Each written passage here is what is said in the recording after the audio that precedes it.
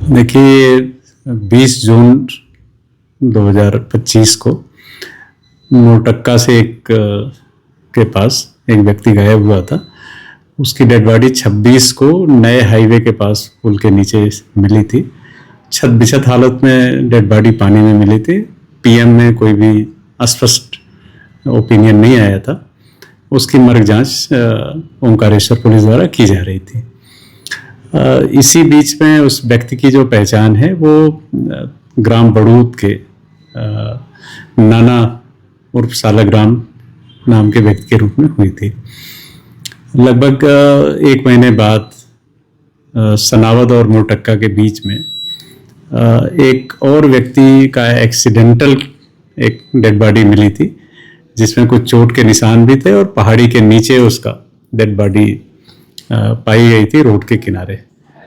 प्रथम दृष्टया इस तरह का वहाँ पे दिखाया गया है कि कोई एक्सीडेंट हुआ था, लेकिन उसकी जब पोस्टमार्टम रिपोर्ट कराई गई तो उस पोस्टमार्टम रिपोर्ट में ये पता चला कि प्रकाश नाम का वो व्यक्ति ग्राम बड़ूद का रहने वाला है, जो थाना सनावद थाना क्षेत्र का निवासी है।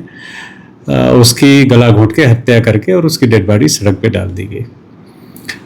जब पुलिस ने जांच की तो पता चला कि अंतिम समय में बड़ूद गांव का ही धनिया और धर्मेंद्र तंवर नाम का एक व्यक्ति है, जो वहाँ का निगरानी बदमाश भी है, वो उसके साथ देखा गया था।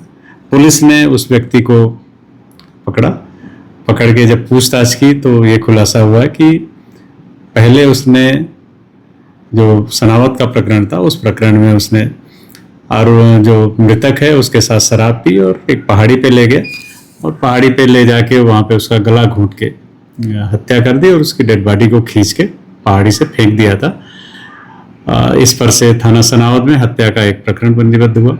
उस मामले में पुलिस ने उसको गिरफ्तार किया। गिरफ्तारी के बाद जब उसका पुलिस रिमांड में पूछताछ की गई तो ये बात का खुलासा हुआ कि 1 माह पूर्व उसने अपने गांव के ही नाना और सालाग्राम नाम के युवक को भी हत्या कर दी थी।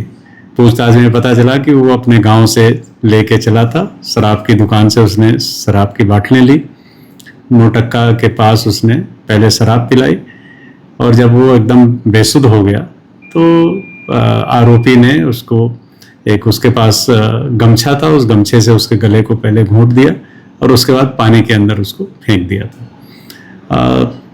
अभी जब पूछताछ की गई आरोपी से तो दोनों प्रकरणों में पता चला कि 2-3 वर्ष पूर्व प्रकाश के भाई की हत्या हुई थी। उसमें उनको शक था कि धर्मेंद्र ने उसमें कुछ घटना कारित करी है, उस बात को लेके दोनों की रंजिश थी और नाना भी उसके साथ पूर्व में 2-3 वर्ष पूर्व एक बार गाली गलौज और मारपीट की घटना कर चुका था।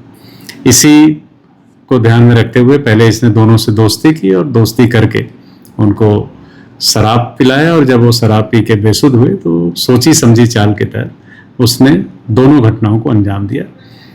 खरगोन जिले के